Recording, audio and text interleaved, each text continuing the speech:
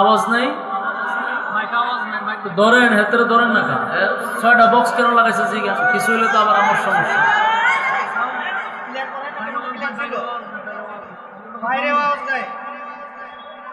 আস্তে কথা না বলি। এরা ইচ্ছাকৃতভাবে আমাকে মিডিয়ার সামনে বিতর্কিত করতেছে। এতক্ষণ সাউন্ড ভালো ছিল না?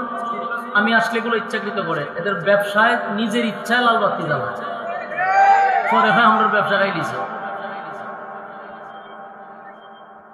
আর যে কিরামেন খাতিবিন কালকে ছেড়ে দিব, মাইক মেনের লগে আশরাফের যুদ্ধ।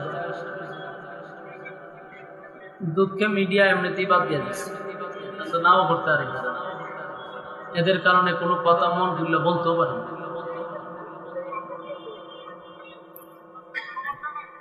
সাউন্ড ঠিক করেন সান্দু, সাউন্ড ঠিক করেন। 5 মিনিট পরে সব পাবলিক লাগাই দিন। মিশিং টুশিং কই যাইব নি যোগ্যতা। সাউন্ড ঠিক করেন, ফাইজলামি সব জাত করেন না, সাউন্ড ঠিক করেন। পুরা মাঠ কাঁপতো আওয়াজে। 6টা বক্স কেন আনছেন? হ্যাঁ, 6টা বক্স কেন আনছেন?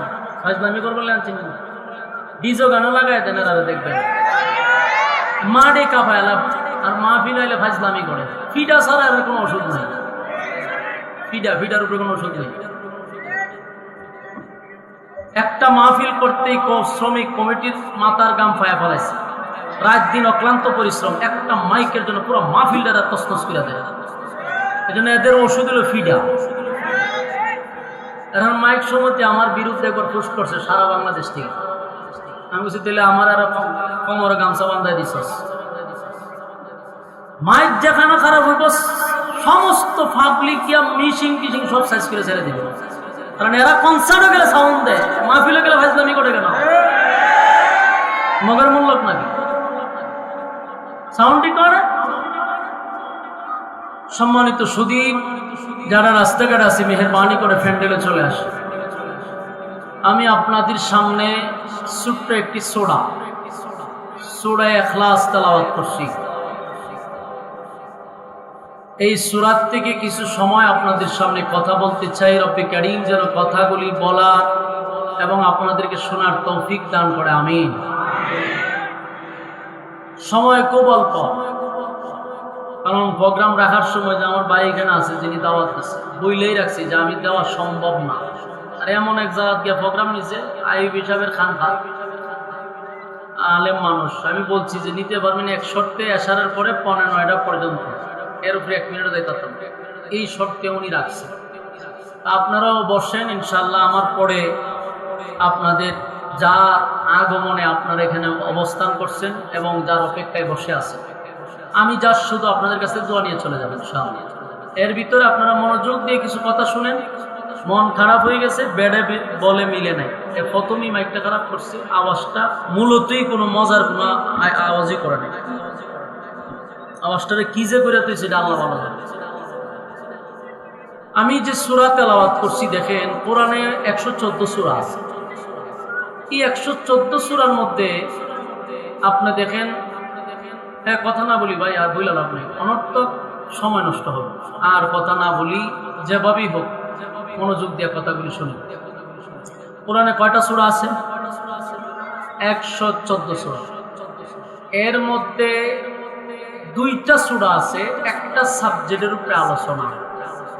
একটা হলো সূরা কাউসার আর একটা হলো সূরা ইখলাস। এই 2টা সূরা কোরআনের 114 সূরার মধ্যে একটু ব্যতিক্রম। এই সূরাটা শুধু একটা সাবজেক্টে আলোচনা, ইখলাস শানে এলাহি, কাউসার শানে রাসূল। এই 2টা সূরা একটা সাবজেক্টে আলোচনা। ভাই একটু মনোযোগ দিয়ে শুনুন। তাহলে এই 2টা সূরা ব্যতিক্রম কেন বললাম? যে একটা সাবজেক্ট আলোচনা, ইখলাস শানে এলাহি মানে আল্লাহর শান মান মর্যাদা নিয়ে আলোচনা, কাউসার রাসূল সাল্লাল্লাহু আলাইহি সাল্লামের শান মান নিয়ে আলোচনা। এর মধ্যে আমি ইখলাস তেলাওয়াত করছি। ইখলাস শব্দের অর্থটাই হলো খাঁটি। বলুন ইখলাস শব্দের অর্থ কি? খাঁটি মানে নির্ভেজাল, ভেজাল। খাঁটি কেন রাখা হইলো এটা আপনারা আলোচনা শুনলে বুঝতে পারবেন। আমি যদি অল্প সময়ে সূরাটার 3টা ভাগ করি তাহলে আপনারা আলোচনা বুঝতে শুনতে খুব সুবিধা হবে।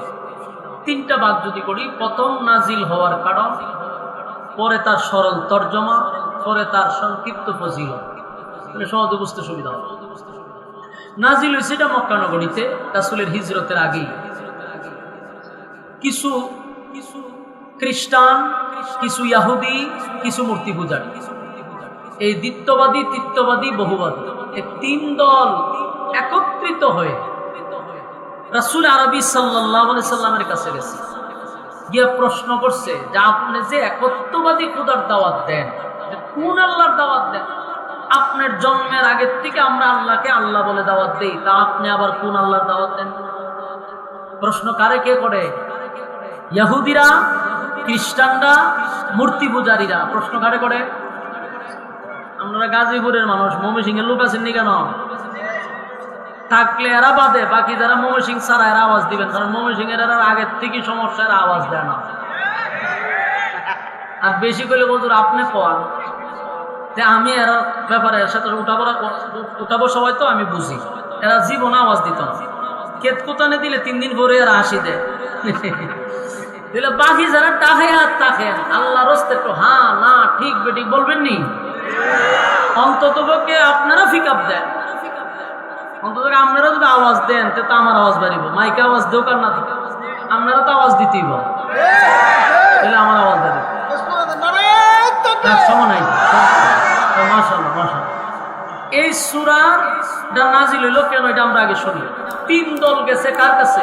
রাসূল আরবী সাল্লাল্লাহু আলাইহি সাল্লাম গিয়া বলতেছে যে আপনি যে খোদার দাওয়াত দেন উনি আবার কোন রব, যারে আপনার জন্মের আগে আল্লাহ বলে ডাকে, আপনি আবার কার দাওয়াত দেন? 3 দল মিল্লা রাসূলকে প্রশ্ন করতেছে।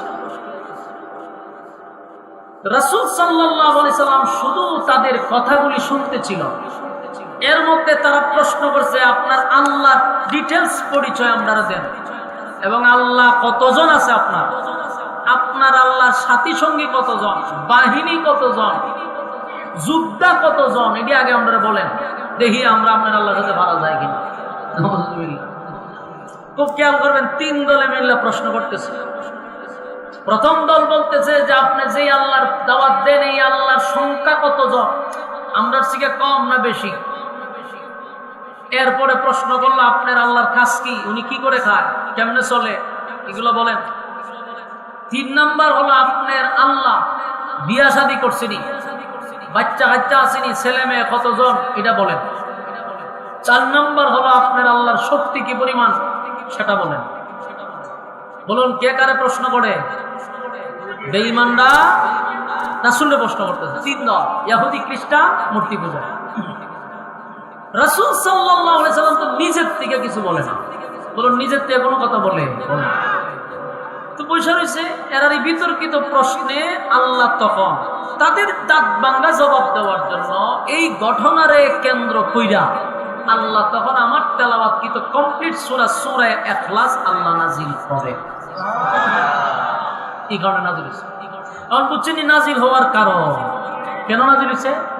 এরার বিতর্কিত প্রশ্নের কারণে আল্লাহ সূরা ইখলাস নাজিল করেছে। এবং এই ইখলাস সূরাটার নামই হলো খাঁটি। খাঁটি কেন? প্রথম আলোচনার শুরুতে বোঝার চেষ্টা করেন নাজিল করে আল্লাহ কি বলে। আল্লাহ প্রথমেই বলে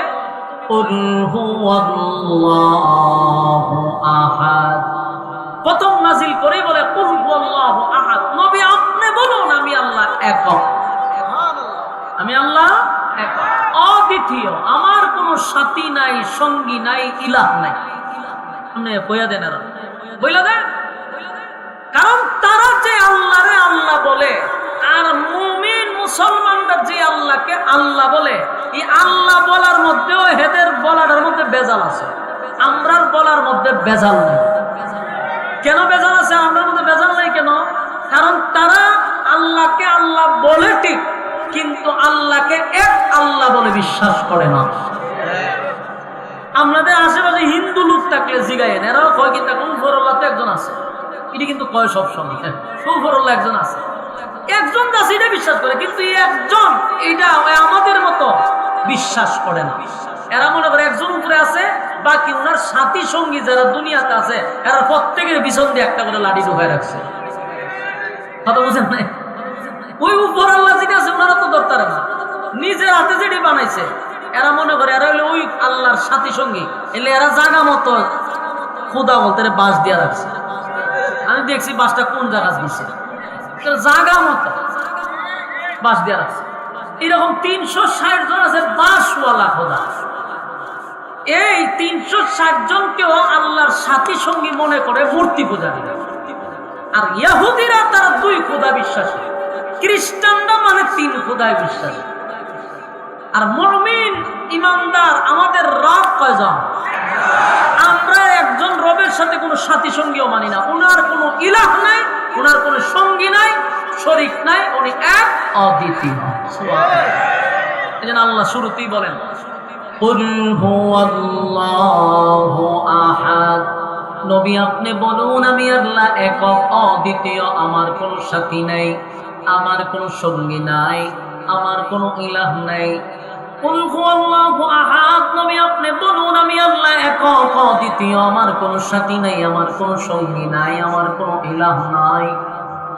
এদের প্রথম প্রশ্ন হলো আপনার আল্লাহ কয়জন? আল্লাহ উত্তর দেয় আমি আল্লাহ এক অদ্বিতীয়। সুবহানাল্লাহ। এই জন্য আমাদের ঈমান আর আকীদা হলো আমাদের রব একজন, আমাদের রব একজন, যার কোনো সাথী নাই, যার কোনো সঙ্গী নাই। ইহুদিরা উপর একজন আল্লাহ আছে সেটা বিশ্বাস করে, খ্রিস্টানরাও বিশ্বাস করে, কিন্তু তাদের বিশ্বাসের মধ্যে হলো মরিয়ম আলাইহিস সালাতু ওয়াস সালামকে তারা আল্লাহর বউ মনে করে, নাউযুবিল্লাহ, এবং ঈসা পয়গম্বরকে আল্লাহর ছেলে মনে করে। তাই এরা টোটাল 3 জন খোদায় বিশ্বাসী, নাউযুবিল্লাহ। কিন্তু বলে আমরা উপরে আল্লাহ আছে তাকে মানি, কিন্তু তার সাথী সঙ্গী পৃথিবীর জমিনে আছে। এই জন্য তাদের আল্লাহ বলা আর আমাদের আল্লাহ বলার মধ্যে বেশ কম আছে না নাই? আল্লাহ এই জন্য সূরা ইখলাস শব্দ রাখছে। ইখলাস শব্দের অর্থ হলো খাঁটি, ইখলাস শব্দের অর্থ হলো খাঁটি। আমাদের ঈমানটা হলো খাঁটি, আমরা একজন খোদাকে বিশ্বাস করি।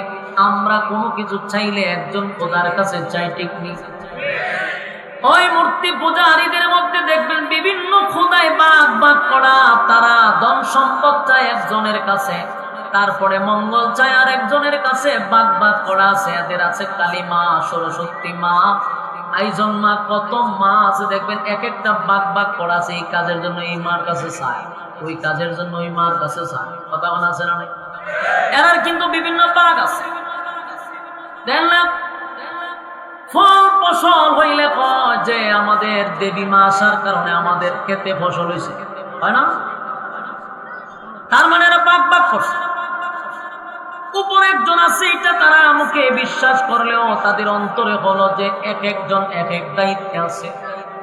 আর ইমানদারের একমাত্র ইমান হলো আমার আল্লাহর কোনো সাথী নাই, আমার আল্লাহর কোনো সঙ্গী নাই। আল্লাহুস সামাদ। 2 নম্বর প্রশ্ন হলো আপনার আল্লাহ করেটা কি? আমার আল্লাহ বলেন আল্লাহুস সামাদ, আমি অমুকাফিককে, আমি কারো উপর ডিপেন্ড করি না, আমি কারো উপর নির্ভর করি না, আমি আল্লাহ কারো উপর নির্ভর করি না। এটা জানায়া দেন। আল্লাহ বলেন আল্লাহুস সামাদ, আল্লাহ তো জানায়া দিল। এরপরে তারা প্রশ্ন করে আপনার আল্লাহর ছেলে মেয়ে কয়জন? আপনার আল্লাহ কি বিয়ে শাদী করছে গো? আমার মালিক বলেন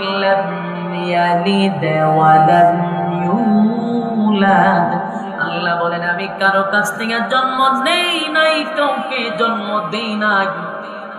এই ইহুদি খ্রিস্টানরা তারা মনে করে মরিয়ম আলাইহিস সালাতু ওয়াস সালাম আল্লাহর স্ত্রী আর ঈসা পয়গম্বর আল্লাহর সন্তান। নাউযুবিল্লাহ। রব্বে কারীম স্পষ্ট জানায় দিলেন ইয়ালিদ ওয়া লাম ইউলাদ, আমি আল্লাহ কারো কাছ থেকে জন্ম নেই নাই, কাউকে জন্ম দেই নাই। এই যুবক ভাইরা, আল্লাহ কারো কাছ থেকে জন্ম নেয় নাই, আল্লাহ কাউরে জন্ম দেয় নাই। বেঈমানদের প্রশ্ন ছিল 3 নাম্বার, এটার উত্তর পাওয়া গেছে। 4 নাম্বার প্রশ্ন হলো আপনার মালিকের ক্ষমতা কতটুকু আমরা জানতে চাই। আমাদের খোদার তো অভাব নাই, আপনার খোদা কি আমাদের সঙ্গে পারবে? আমাদের সঙ্গে কি যুদ্ধ লাগলে পারবে? নাউযুবিল্লাহ। এই কথা তো ফেরাউন বলছে, এই কথা নমরুদেও বলছে, ইব্রাহিম খলিলুল্লাহর সঙ্গে একই বক্তব্য নমরুদেও দিছে। নমরুদকে আল্লাহ বানাইছিল দেশের বাদশা, ছোটখাটো একটা দেশের বাদশা নয় গো, পৃথিবীতে 4 জন ছিল বাদশা যারা গোটা পৃথিবী রাজত্ব করছে। এমন 4 জন বাদশাকে আল্লাহ দুনিয়ার জমিনে পাঠাইছে। 2 জন মুমিন, 2 জন বেঈমান। এর মধ্যে একজন হলো বেঈমানের মধ্যে একজন হলো নমরুদ। এই নমরুদকে আল্লাহ গোটা পৃথিবীর রাজত্ব দিছে, গোটা পৃথিবীর রাজত্ব দিছে। এত বড় রাজত্ব পাইয়া, এত বড় রাজত্ব পাওয়ার পরে, এত বড় রাজত্ব পাওয়ার পরে নমরুদ আল্লাহর শুকরিয়া আদায় করলো না, বরং উল্টা আল্লাহর সঙ্গে যুদ্ধ করার জন্য প্রস্তুতি নিছে। তার মানে ক্ষমতায় মানুষকে ঘুরাইয়া দেয়। কথা বলেন, মানুষ যখন ক্ষমতা পায় তখন মানুষের মন মানসিকতা পরিবর্তন হয়ে যায়। নমরুদা পাইছে ক্ষমতা, কিন্তু নিজের খোদাই বানাইছে। ফেরাউনকে দিল ক্ষমতা, ফেরাউনও নিজের খোদা বানাইছে। এরা ছিল পৃথিবীর সবচেয়ে বড় জালেম। আল্লাহ বলেন, শোন, পৃথিবীতে যত জালেম ছিল, যত জালেম ছিল, আমি আল্লাহ তাদের ইতিহাস আমার কোরআনে তুলে ধরছি। কেন জানো? পরবর্তীতে নেক্সট জেনারেশন যেন তোমরা এখান থেকে শিক্ষা গ্রহণ করতে পারো। এরপরও যদি শিক্ষা গ্রহণ না করবো, তাহলে ফেরাউনরে যেমন সুবাইয়া মারছি, নমরুদরে যেমন জুতা দা ফিরাইয়া মারছি, শিক্ষা গ্রহণ না করলে জুতার বাড়ি কিয়ামত পর্যন্ত চলতেই থাকবে। কথা হয় না? ফেরাউনরে জুতা দা বাইরেছে না, সুবাইয়া মারছে, আর নমরুদরে জুতা দা ফিরাইছে। এখনো যারা শিক্ষা গ্রহণ করবা না, তাদের মতো জুলুম করবা, তাদের মতো মানুষের অধিকার নষ্ট করবা, তাদের মতো মানুষকে তোমরা কারণে অকারণে নির্যাতন করবা, মানুষের হক নষ্ট করবা, ক্ষমতার অপব্যবহার করবা, আল্লাহ কয় জুতা কিন্তু রেডি রাখছে। সম্মানের মালিক কে? এই ইজ্জত দেনেওয়ালা কে? আল্লাহ বলেন, ইজ্জতের মালিক আমি, বেইজ্জতিও কিন্তু আমি করি গো। ইজ্জত দিয়া যখন মালিক আমাদের চেয়ারে বসাইল, শুকরিয়া আদায় করা দরকার। আল্লাহ চেয়ারে আমি বসতে পারছি, চেয়ারে বৈশা যদি আমি ক্ষমতা দেখাইয়া ক্ষমতার অপব্যবহার করি, আল্লাহ গয় বেইজ্জতিটাও কিন্তু আমার হাতে। যা ইতিমধ্যে আপনারা দেখছেন, আল্লাহ দেখায়নি, মালিক কিন্তু দেখায়। যুগে যুগে আমাদেরকে বারবার বলতে, শোন, তারা শিক্ষা গ্রহণ কর। এমনকি জালেমের ব্যাপার আল্লাহ কসম করছে 4টা। জুড়ে কম কয়টা? জালেমদের ব্যাপারে 4টা কসম করছে। ওয়াসসামাই যাতিল বুরুজ, আল্লাহ কয় নক্ষত্রের কসম, তারকার কসম। আল্লাহ বলেন দুর্গ বিশিষ্ট আকাশের কসম, ওই যে আমরা দেখি আকাশ, এই আকাশের কসম, তারকার কসম করছে আল্লাহ। ওয়াসসামাই যাতিল বুরুজ ওয়াল ইয়াউমিল মাউউদ, পরকালের কসম, যেদিন আল্লাহ বিচারক হবে সেই দিনের কসম, যেদিন আমাদের আমলনামা আমাদেরকে দেখানো হবে সেই দিনের কসম, যেই দিন বদলা নেওয়া হবে সেই দিনের কসম। ওয়াল ইয়াউমিল মাউউদ, এরপর আল্লাহ বলেন ওয়াশাহিদিন ওয়া মাশহুদ। এই আয়াতে 2টা কসম, প্রথম 2 আয়াতে 2 কসম, এই আয়াতে 2টা কসম। ওয়াশাহিদিন ওয়া মাশহুদ, 2টা কসম। আল্লাহ বলেন ইয়াউমুল জুমআ, জুমার দিনের কসম। ইয়াউমুল আরাফা, আরাফার কসম, যে দিনটা মানুষের কাছে ঘুরে ঘুরে বারবার আসে সেই দিনের কসম। তাহলে রব্বি কারীম 4টা কসম করলো। কেন 4টা কসম করলো? কুতিলা আসহাবুল উখদুদ, 4 কসম কে রব্বি কারীম বলে বাংলা শুন। 4টা কসম কে রব্বি কারীম বলেন কুতিলা আসহাবুল উখদুদ, 4টা কসম কে আল্লাহ বলেন আমি আল্লাহ বলছি গর্ত খননকারীর উপরে আমি আল্লাহর অভিশাপ। গর্ত খননকারী মানে হলো জালেমদের প্রতি আমি আল্লাহর অভিশাপ। বলুন জালেমদের প্রতি অভিশাপ কার? আর জোরে পৃথিবীতে কোন জালেমের শাসন করে কেউ টিকে থাকতে পারে নাই। আল্লাহ তাদেরকে যুগে যুগে ধ্বংস করে দিছে, যুগে যুগে তাদেরকে অত্যাচার যারা করছে আল্লাহ যুগে যুগে চরম পর্যায়ের বেইজ্জতি করছে। ফেরাউনকে আল্লাহ চরম পর্যায়ের বেইজ্জতি করছে, নমরুদরে জুতাদা বাইরেছে, সাজ্জাদরে সাইজ করছে, সবাইরে আল্লাহ সাইজ করে বলছে এখান থেকে তোমরা শিক্ষা গ্রহণ করো, যদি শিক্ষা গ্রহণ না করো তাদের যেই পরিণতি তোমাদেরও সেই পরিণতি। যুবক ভাই, ক্ষমতা দেখানো যাবে না। মূর্তি পূজারীর আল্লাহ নবীর সামনে দাঁড়ায়া বলে আপনার মালিক কি লাগলে পারবনি আমার সাথে মানে বেড়াগিরি দেখাইছে। কথা হয় না? যেমন বেড়াগিরি অনেকেই দেখাইতো 2024 সালে তাইকা 41 সালের ঘোষণা দিত, বৈশাখ হয়েছে 24 সালে দেয় 41 সালের ঘোষণা। মাধ্যমা এটা তো বেড়াগিরি। আল্লাহ কয় অপেক্ষা কর, 5 আগস্ট কিন্তু রাখছি, নমরুদ্দারে যেটা দিয়া দিয়েছিলাম তোর এটা দিয়ে দিল। কারণ ফয়সালা হয় কোথার থেকে? আসমান থেকে ফয়সালা হয়। সাবধান, আমার এমন কোন কথা যেন মুখ দিয়া বাহির না হয় যেটার সম্বন্ধে আমার কোনো ধারণা নাই। আমি আগামীকালকে বাঁচবো এটার কোনো গ্যারান্টি আছে? কথা বল না, আমি স্টেজ থেকে লাই না, আমি যাইতে পারবো আমার গাড়ি পর্যন্ত, আমার কোনো গ্যারান্টি নাই। আমি মালাকুল মউত আজরাইল কখন আমার সঙ্গে সাক্ষাৎ করে সেটারও কোনো গ্যারান্টি নাই। আমি যদি খালি 41 গণি বোঝা গেল আমি আল্লাহর ক্ষমতা নিজে হাতে আনতেছি। এটা এক ধরনের ক্ষমতা দেখানো, মানে আল্লাহর পাওয়ার নিজের মধ্যে আনা, লালন করা। এটাও এক ধরনের ফেরাউনের যে দাবি ছিল, এটা যদি আপনি ভালো করে অ্যানালাইজ করেন এটা ফেরাউনের মতো নিয়ে যাবে। মিলাই দেখছি আমি। খানা আমি যদি এখন আছি এখানে, আমি যদি আগামী বছর এই মাহফিল আমার নেতৃত্বেই হবে, আমি যে বাঁচাবের কোনো গ্যারান্টি আছে নাকি? তাহলে আমি এটা বেশি ক্ষমতা দেখাইছি না, তাহলে তো আমি আল্লাহ দাবি করলাম। লক্ষণ তুই রকম তুই ফেরাউন তুই কইতো তা আমি আছি এখন 24 সাল, আমি যদি 41 সাল পর্যন্ত, তাহলে এটা ওই ফেরাউনের সিস্টেম।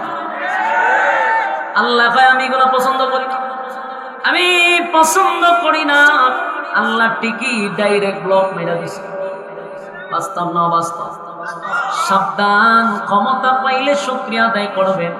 আগামীতে যারা বসবেন তাদের কাছে আমার একটা বার্তা হলো অতীত থেকে শিক্ষা গ্রহণ করো। এই দিন নয়, আরো দিন আছে। বাতিজা বেশি লাপানি ভালো নয়, অতীত থেকে শিক্ষা গ্রহণ করো। তোমরা যদি শিক্ষা গ্রহণ না করো, যেটা দিয়া লামানি ছিল কিন্তু 30 সাল কথা হয় না।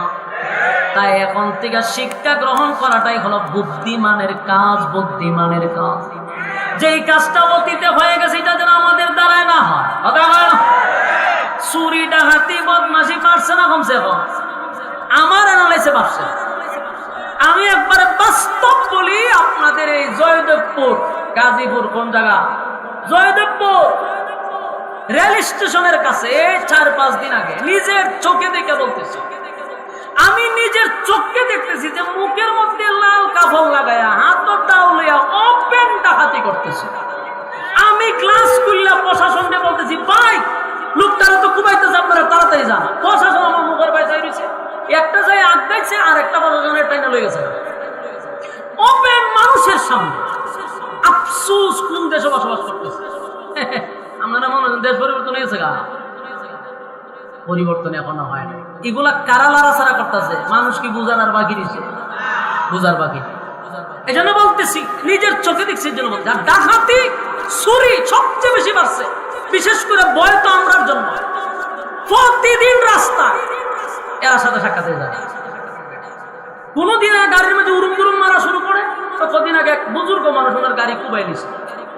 আমাদের বামুনবাড়ির একজন বুজুর্গ গাড়ি কুবাই নিছে, দেখা নিবি নেই, এরপরে গাড়ি কুবাই, এরপরে হুজুর সব দেয় যা আছে সব দিয়া দেন। দিবে তো আমি তোর দিতে প্রস্তুত, গাড়ি কুবাসকে সবগুলার মুখে কাপড় দেওয়া, এটা তো ভাই রাস্তা করে। আর আমি তো দেখলাম জয়দেবপুর, আল্লাহর কোরআন সামনে, একটা কথা মিথ্যা না।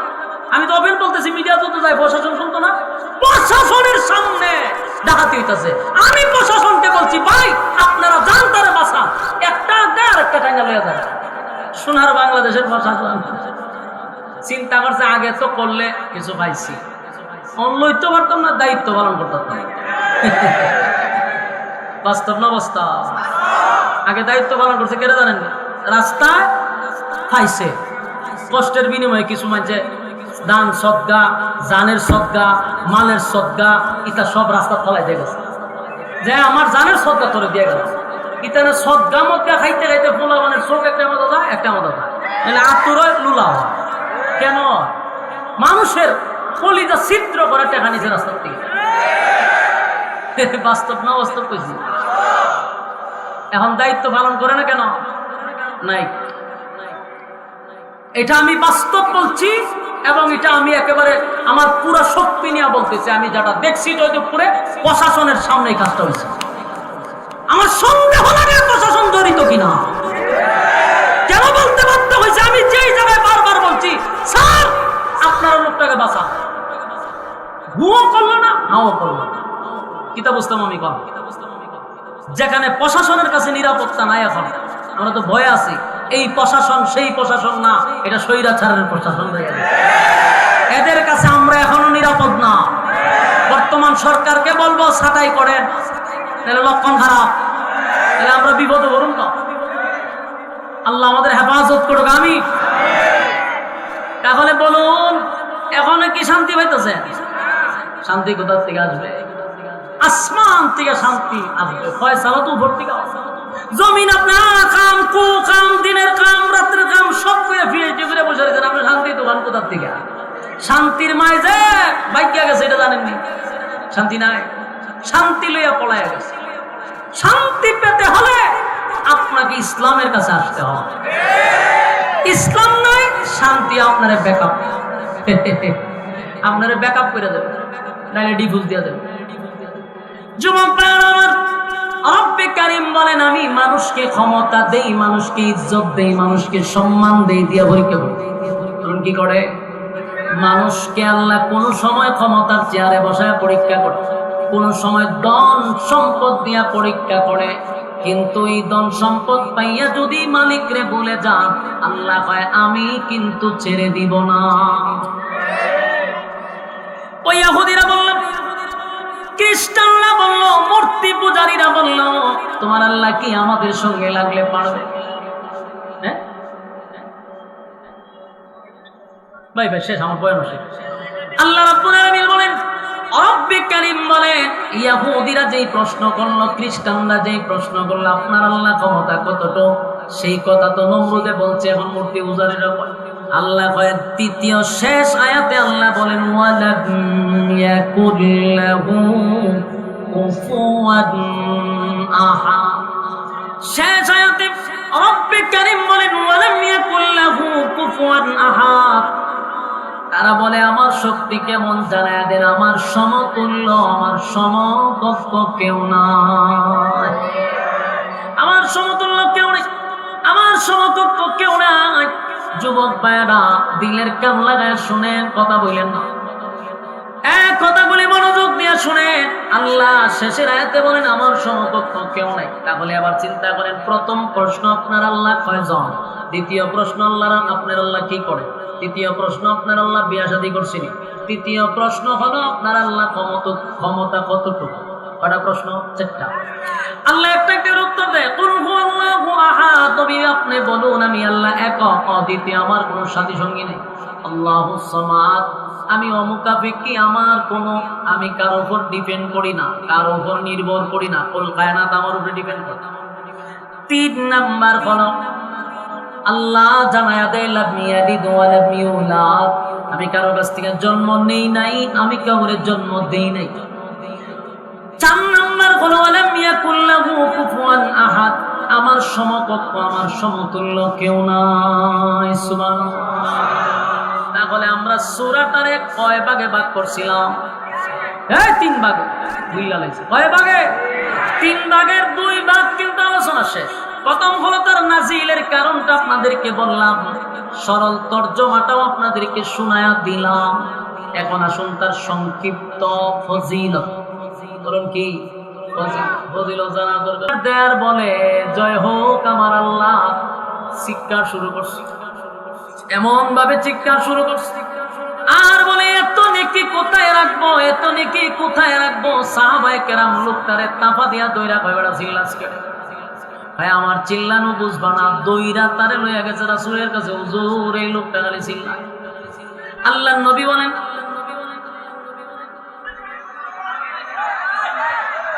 পুরা মাহফিল তো ওয়াজ শুরু করে গিয়ে তো কোন হচ্ছে কিন্তু লাস্টে দুষ্ট হয় কা আমি মাইক দিয়ে চিল্লাছিলাম, কথা বুঝছেন?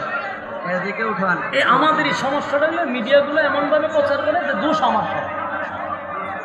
আমি তো দুঃখিত হই কমিটির কারণে, কমিটি এত কষ্ট করে মাহফিলটা করে, এদের কারণে মাহফিল ধ্বংস, কিন্তু এরা উপস্থাপন করে আমার বিন্দু। এই আমি আমি আমি আমি একটা কথা বলি, দেখেন আমি আসলে মাইক নিয়ে কোনো কথা কোনো সময় বলতে চাই না। এর একটা কারণ হলো ব্যাপক সমালোচনা হয়েছে আমি মাইক নিয়ে। কারণ আমার প্রশ্ন হলো আমি যে কথাগুলি বলি যে কি আমার স্বার্থে বলি না আপনাদের স্বার্থে বলি? মানে এই যে আপনারা শুনতেছেন না, বলুন তো দেখি এই মাহফিলটা করতে কি তাদের অনেক পরিশ্রম হয় না? আপনারা যে আসছেন নিজের টাকা খরচ করে নিজের খাই এখানে বসছেন, কথা শোনার জন্য আসছেন না? এখন যদি আপনাদের কানে আওয়াজ না যায়, আমি যদি এটা বাধা দেই, বলি মাইক বলার একটু শাসন করি, এখন সারা দেশে প্রচার হয় আমি মাইক নিয়ে খুব ঝগড়া করি আর আমার ইচ্ছা মতো গাইলাম আছে, অথচ আমি কিন্তু কমিটির দরদি হইয়া কথা বলি। আর মাইক ভালো না হলে হয়তো আমি শিক্ষার বেশি দিতাম না, এটাই তো, কিন্তু ওয়াজ তো করতাম। এটা আমার তো কোনো সমস্যা নাই, কিন্তু সমস্যা হতো আপনাদের। এই যে সাউন্ড হইতেছে না, আমি ঠিকই ওয়াজ, আমি ওয়াজ করে আমি বুঝি না।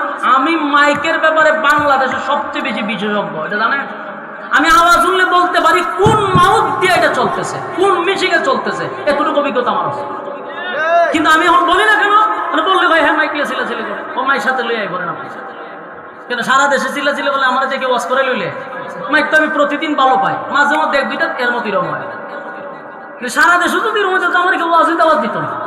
বরং বহু মাইক বলারে আমি বইলাতে যে আমার কাঠ পর্যন্ত দিয়ে যে আমি যদি ওইদিকে মাইক যাই তোমার মাইক আমার দরকার লাগে। কারণ মাইক ভালো হইলে শ্রোতাদেরও ভালো, আমারও ভালো, ব্যবসায়ী যারা এরারও ভালো। আমি কেন আরেকজনের ব্যবসার মধ্যে আমি কথা কইতাম? এতগুলা মানুষ এরা অত্যন্ত ওয়াজ করছে, ওয়াজ তুই শুনতেছে না। হ্যাঁ মাইক বলে এরা দিকে ওয়াজ শুনে না।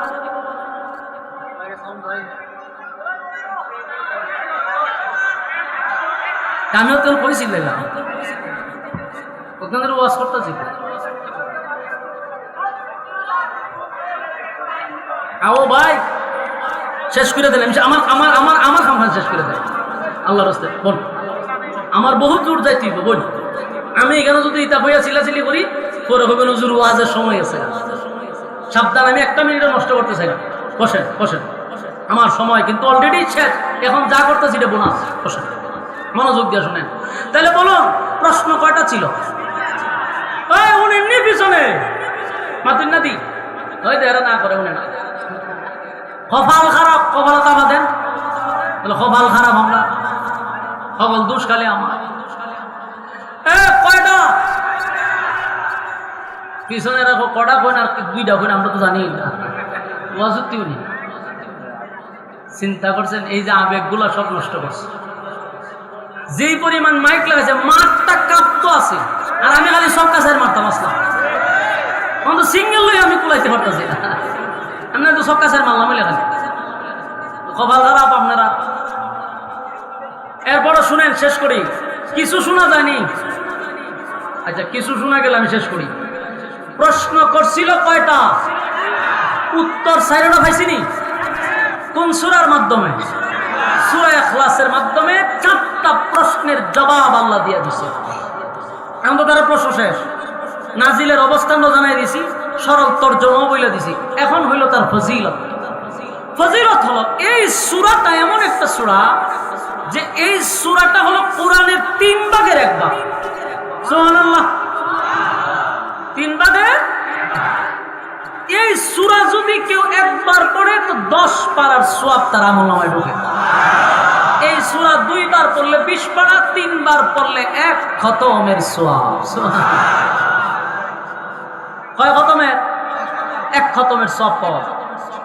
এটার ফজিলতের আগে আরেকটা কথা বলি। এই সূরাটা নাজিল হওয়ার পিছনে আল্লাহ আমাদের প্রতি অনেকটা দয়া এবং মায়া দেখাইছে। যদি এখন কিভাবে? কারণ এর পিছনে আমি দেখলাম যে প্রচুর একটা মায়া আমাদের প্রতি আল্লাহ হয়েছে, না হলে এই ফজিলতটা আল্লাহ দিতেন না। অবশ্যই আমাদের প্রতি আল্লাহর মায়া বেশি, এই জন্য এই ফজিলত দিছে। তার একটা কারণ শুনেন, কোরআন হলো মানব জাতির জন্য এক নিয়ামত। কথা কি বুঝতেছেন? কোরআন হলো এক মানব জাতির জন্য নিয়ামত। এই নিয়ামত পাওয়ার পরে যারা এটা কদর করে নাই, এরা সবচেয়ে বড় দুর্ভাগ্য এবং তাদের কপাল পোড়া। কারণ কোরআন পাওয়ার পরে আমরা অনেক মানুষ আছি ফ্যান্ডেলের ভিতরে, শত শত মানুষ আছে যারা এখন পর্যন্ত সূরা ফাতিহা থেকে নিয়ে সূরা নাস পর্যন্ত দেখে খতম দিতে পারে নাই। টিকের আওয়াজে বোঝা যায় মাশাআল্লাহ দুই একজনের মিস হয়েছে, আর সবাই খতম দিয়ে লাইছে। আপনারা আওয়াজে বোঝা যায়। এখানে বহু মানুষ আছে না যে কোরআন শরীফ দেখে দেখে শেষ সূরা নাস পর্যন্ত কেউ খতম দিছে, এরকম অনেক লোক আছে যে খতমই দিছে না, দেখাও না, মগজ তো দূরের কথা। তাহলে আমরা যদি মারা যাই, হাসরের মাঠে আল্লাহ পুনরায় আবার জীবিত করবে, তখন আল্লাহ যদি কয় যে আমি যে তোর এত বড় নিয়ামত দিলাম কোরআন, সেই কোরআনের একটা খতম তোর আমল নামায় পাইছি না। কি দুর্ভাগ্য আমাদের! অথচ কোরআন আমাদের জন্য বহুত করে নিয়ামত। আল্লাহ আমাদেরকে নিয়ামত দিচ্ছেন, এটা খালি গিলাপ দিয়া বাইন্দা উপরে তোরা না। আমরা দেশে একটা কোরআন শরীফ নেয় কিনা নিয়ে এদের এমন ভাবে প্যাকেট করে কইরা ওই যে তাকে তৈছে, হ্যাঁ, আর এটারে ওই রমজানের আগে বের করতে হবে। সম্মানিত শুধু কোরআন একটা নিয়ামত, এটা দেখে দেখে এক খতম দেউন্না লোক এই মাঠে খুব কম পাওয়া যাবে। বাস্তব পেলাম না? বাস্তব। তাহলে আমরা মরার পরে আমাদের আমল নামায় কি নাই? কোরআনের খতম নাই। আবার এখন কোরআনের খতম আছে, করছি না অনেকে, কিন্তু আল্লাহর মায়া দয়া বেশি। এই জন্য আল্লাহ করলো কি, সূরা ইখলাস যদি কেউ 3 বার পড়ে, আমি আল্লাহ তার আমল নামায় একটা খতমের সওয়াব দিয়ে দিব। কত বড় নিয়ামত পেয়েছি আমরা! বলুন, এটা আল্লাহ আমাদের প্রতি দয়া দেখাইলো না? তাহলে 3 বার পড়লে কয় খতম? এই সূরা যদি আমরা 3 বার পড়ি এক খতম পাবো ইনশাআল্লাহ। তাহলে আমার সাথে কি আপনারা পড়তে রাজি আছেন? তাহলে পড়েন, কুল হুয়াল্লাহু আহাদ আল্লাহুস সামাদ লাম ইয়ালিদ ওয়া লাম ইউলাদ ওয়া লাম ইয়াকুল লাহু কুফুয়ান আহাদ। এই মুহূর্তে যারা পড়লেন প্রত্যেকের আমলনামার মধ্যে আল্লাহ একটা খতমের সওয়াব দিয়া দিছে। চিৎকার দিয়া কোন সুবহান।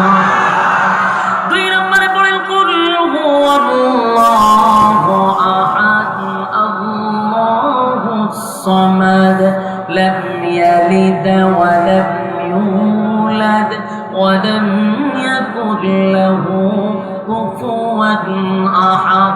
এই মুহূর্তে যারা পড়লেন প্রত্যেকের আমলনামায় 20 পারার সব ঢুকে গেছে। সুবহানাল্লাহ। করুন, কুল হুয়াল্লাহু আহাদ আল্লাহুস সামাদ লাম ইয়ালিদ ওয়া লাম ইউলাদ ওয়া লাম ইয়াকুল লাহু কুফুয়ান আহাদ। এই মুহূর্তে যারা আমার সঙ্গে পড়লেন, আল্লাহর কসম, এই মুহূর্তে আমার সঙ্গে যারা পড়ছে প্রত্যেকের আমলনামায় একটা খতমের সওয়াব আল্লাহ লিখে দিয়েছে। আমার যুবক ভাইরা, আমি চ্যালেঞ্জের সাথে বলতে পারি, সচরাচর বাংলাদেশে মাহফিল হয় রে, কোন মাহফিলের মুসল্লিরা, শ্রোতারা এক খতমের সওয়াব নিয়ে বাড়ি যেতে পারে না। বাস্তব বুঝি না? বাস্তব। ওয়াজ মাহফিল আইসা এক খতমের সওয়াব নিয়ে বাড়ি যাবে বহু দূরের কথা। আসার পরে আমরা হিংসার বিদ্বেষ নিয়ে বাড়িতে ফিরি। আইসা হয়তো বা কোনো ধরনের আরো দিলওয়ালা মানুষের কলবটার ফাতরের মতো সক্রিয় বাড়ি যায়। উচিত ছিল মাহফিলে আসার পরে আমার কলিজাটা যেন নরম হয়ে যায়, পাথরের মতো দিলটা নরম হয়ে যায়। এই জার্সি আরামের ঘুম হারাম করে আপনারা নরমাল বিছানায় বসছেন প্রচন্ড গরমের ভিতরে। আসার পরে যদি ন্যূনতম একটা সওয়াব না নিয়ে বাড়িতে যেতে পারলাম, তাহলে আসার লাভটা কি? এই জন্য আমি আপনাদেরকে একেবারে চ্যালেঞ্জের সাথে বলতে পারি, আলেম ওলামারা এখানে বসা প্রত্যেকের আমলনামায় আল্লাহ এই মুহূর্তে একটা খতমের সওয়াব দিয়েছে। আমি প্রশ্ন করি, কেন যদি 1000 মানুষ হয় অথবা 5000 মানুষ হয়, কয়টা খতম হইল? 5000 খতম। 5000 মানুষ হইলে 5,000 খতম। চিন্তা করছেন আপনি কি একবার ভাবছেন 5,000 খতমের সওয়াব এই মাঠে যদি থাকে, তাহলে মাহফিলটা যারা করাইছে শ্রমিকরা, এরা তো জীবন সার্থক। কারণ শ্রোতা সব এক খতমের সওয়াব লেবারি দিতেছে। মাহফিল করা সাকসেস, আপনারা পয়সা সাকসেস। আর আপনারা তো সবাই আমার সাথে কইরা সব পেয়ে থাকেন, তাহলে আমিও এর একটা অংশীদার আছি। লাভ না লস? তাহলে 1 নম্বর হলো আজকের মাহফিল আসার পরে একটা খতমের সওয়াব নিয়ে বাড়িতে গেলাম। এবার আসুন, এই সূরা এখানে শেষ নয়, সূরার আরো ফজিলত আছে না নাই? আল্লাহ রাব্বুল আলামিন বলেন, এই সূরা যদি কেউ 5 বা 10 বার পড়ে, প্রতিদিন কমপক্ষে 10 বার, তাহলে আল্লাহ রাব্বুল আলামিন জান্নাতের ভিতরে তার জন্য একটা বালাখানা তৈরি করে দেয়। এই জান্নাতের বালাখানা, দুনিয়ার মানুষ একটা গুলশানের বাড়ির জন্য মানুষ বাড়ি দাঁড়ায়, বাড়ির জন্য বনানীতে বাড়ির জন্য মানুষ পাগল। আর আল্লাহ বলেন, জান্নাতে আমি তোর জন্য বাড়ি বানাবো, বিনিময়ে 10 বার সূরা ইখলাস পড়বি। আপনারা কইবেন, হুজুর আমি যদি দৈনিক 100 বার পড়ি, তাহলে কতগুলা বাড়ি? আমি মরার আগ পর্যন্ত পড়লে এত বাড়ি আমি রাখবো কোথায়? ঠিক নেই। এই প্রশ্নগুলা করে মূলত আমাদেরকে নাস্তিকরা। আমারে করছে প্রশ্ন, আমার প্রশ্ন করছে, হুজুর ওয়াজ করে গেছি খাইতাম কমিটি দিকে, ওয়াজ শেষ গেছি খানা খাইবার লেগে, কিন্তু ওয়াজের মধ্যে সব আল্লাহর ওলি, তাই না? কিন্তু নাস্তিকও বসা থাকে। এই নাস্তিকগুলো আবার কমিটির সদস্য থাকে, কোনো জায়গাতে ফুস্টরের নামও থাকে। এরকম এক লোক আমার গেছি গা বই, আমি খানা খাইতে যার আমি ওয়াজ করে গিয়ে বসছি। আমার হুজুর 10 বার বললে কয়বার আল্লাহ বালা খানা দিবে একটা? বুঝি আমার সন্দেহ লেগেছে যে এই প্রশ্ন তো রিপিট করতেছে, ঘটনা তো বিভিন্ন। তো তুইলে আমি যদি দৈনিক 100 বার পড়ি, 100 বার বললে 10টা বাড়ি ভেবে, তাহলে আমি যে মরার আগ পর্যন্ত করি, বাড়িতে হুজুর ক্যালকুলেটারও দিয়ে বাড়ি ভর্তি, এত বাড়িতে কি বল? এখন এরা আমি যদি কোরআন হাদিস দা যাই বুঝাইতাম, এত বিসমিল্লাহ পড়তে পারে না বাবা বোঝা, এই কোরআন হাদিস বুঝবো কিনা? আর নাস্তিকরা কোরআন হাদিস বুঝে কম, এরা যুক্তি বুঝে বেশি। এরা যুক্তি তাই না, ইসলাম কি যুক্তিতে চলে? যেমন এরা তো বুঝ দিতিব, হ্যাঁ আমি খানা খাইতেছি, আমার অনেকবারই হয়ে গেল না, ভদ্রলোক খুব সুন্দর করে কথা বলছে, আপনার কি কোনো সমস্যা? বেশি বাড়ি হইল কোনো এত বাড়ি? আচ্ছা চাচা আপনি কি করেন? আমার ঢাকাতে বিজনেস আছে। দেশের বাড়ি কোথায়? তো এখানে।